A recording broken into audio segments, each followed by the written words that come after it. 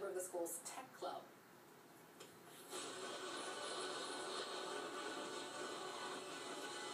And members of the tech club played the computer video games, including the one you're looking at, StarCraft. It's a multiplayer strategy game where you command armies to defeat your opponents. So, is there a link between violent video games and aggressive behavior? Craig Anderson is a professor at Iowa State University. He's also the director of the Center for the Study of Violence. He joins us now from Ames, Iowa. Welcome, sir.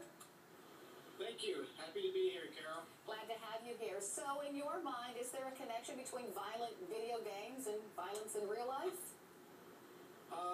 Yes, there is. Every major scientific society that has studied the question has come to the same answer. The American Medical Association, the American Psychological Association, most recently the International Society for Research on Aggression have all come to the same conclusion that basically media violence is a risk factor, is a causal risk factor for increased aggressive behavior, including violence. Well, I don't know, years ago, back in the day, we heard the same thing about heavy metal music or hard rock music with violent lyrics, and that kind of fell by the wayside, and nobody really believes that, lyrics and music such as that translates to violent behavior in the real world. That's true, and the same thing has happened to research on movie violence, television violence. And in a sense, that speaks to the strength of the industries, much like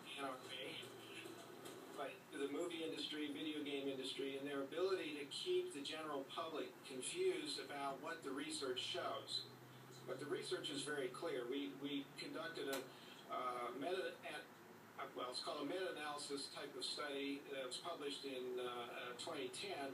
That looked at all of the video game studies that we could find around the world, including a substantial number from Japan, and reviewed those studies and combined them using state-of-the-art statistical procedures, and came to the conclusion that exposure to video games, violent video games, can increase aggressive. So Professor, what exactly, how does it affect your brain? Does it desensitize you to violence? What does watching or playing a video game do to your brain to make you more violent?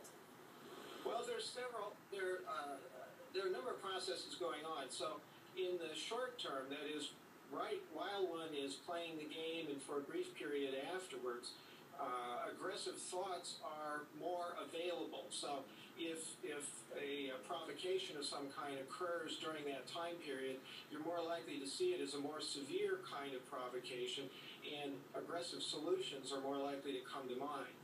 Longer term, we get changes in attitudes towards using aggressive solutions, changes in how one interprets, say, ambiguous situations. So you get bumped into, say, a child in a lunchroom. Those who play a lot of violent video games are more likely to interpret that bump as intentional, and they're more likely to respond by pushing back or maybe even starting a fight. Okay, so the final question, and this is the thing I think confuses people. Millions of people play games like World of Warcraft. Millions of people do, and millions do not resort to violent behavior in the real world. So how do you explain the disconnect? Oh, yeah. The idea is that it's much like, say, smoking and lung cancer, right? Smoking a cigarette isn't going to cause everyone to get lung cancer. In fact, smoking a lot of cigarettes, not everyone who smokes gets cancer, and some who don't smoke do get lung cancer. So it's more of a probabilistic relationship, and it's, I like to point out to people that taking a normal, healthy, well-developed child or adolescent, and if they start playing violent video games, that's not going to turn them into a school shooter, mainly because extreme acts of violence always require multiple risk factors to be present, and media violence is only one of many risk factors out there for extreme kinds of aggression and violence. Professor Craig Anderson, thank you so much for being with us this morning.